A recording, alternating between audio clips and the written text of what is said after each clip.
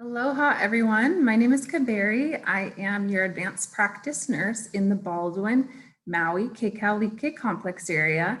You may have seen me before on previous videos, or you may have seen some of my wellness letters. I am here today to give you some very important information that you need to know in preparation for more students coming back on campus. First, I'm actually going to share with you an important document which talks about what things you need to check yourself and students for in the morning before they come to school. So this is what we're calling the wellness checklist.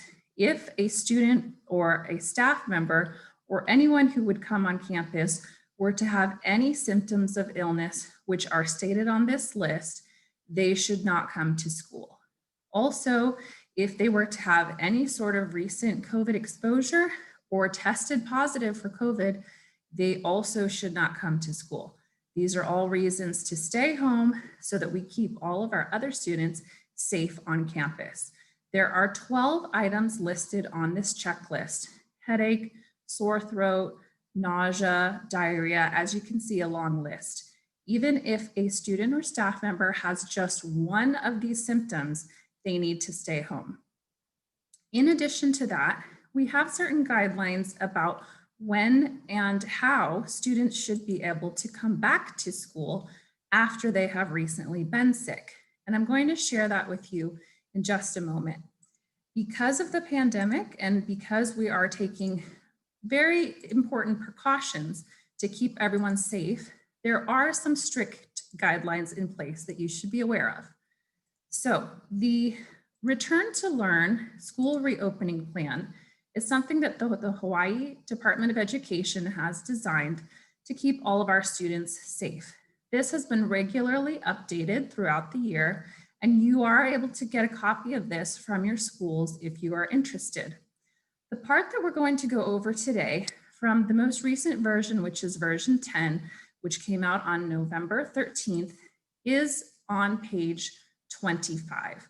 And this is regarding when a student becomes sick. So bottom of 24 into 25, I would like for you to all be aware of this section right here, which states that if a student has any COVID-like symptoms of illness, she may return to school only through the following three pathways.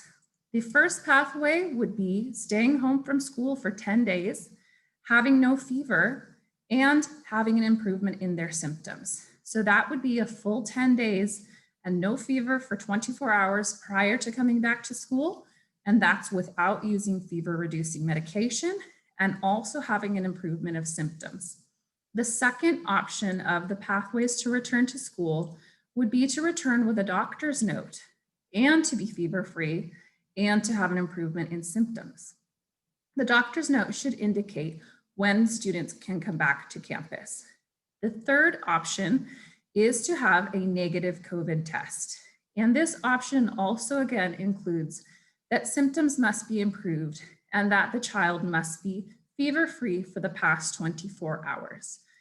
Now, the question of what COVID-like symptoms of illness are. We are considering every symptom on the symptom checklist to be a COVID-like symptom. What that means is if a student has one of these symptoms, such as headache, they actually will be excluded for 10 days unless they come back with a doctor's note or a negative COVID test. If they have cough, same thing applies. If they have nausea or vomiting, stomach ache, same rule applies. I understand these rules are difficult. This is a very difficult time with this pandemic.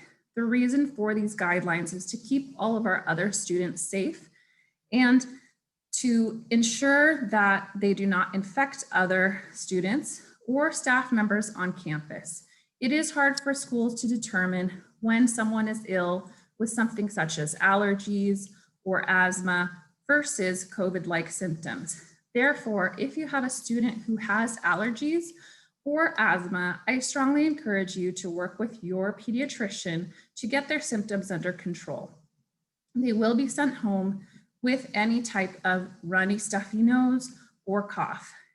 Next, I would like to go over the importance of having your contact information updated on campus.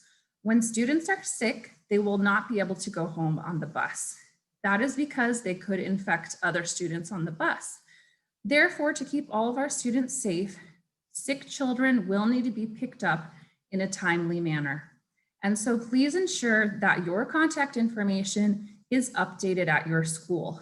You may want to call your office to provide them with the most recent phone number and the phone number of alternative adults who could pick up the child if for some reason you are not able to be reached. Please provide us with as many possible options as we can so that we can make sure the child will be picked up and brought home in a timely manner in the event that he or she might be ill. If you have any questions, please feel free to reach out to me. I can be reached at 808-268-2025. And I also have DOE email. You can reach me at cntr.kmozumder, which is spelled KMOZUMDER k12.hi.us. I wish you all the best this holiday season, and I really hope that your child will be able to stay well during their time back on campus. But I wanted you to all be aware of these guidelines so that you are informed ahead of time of what to anticipate when students are returning to school. Thank you.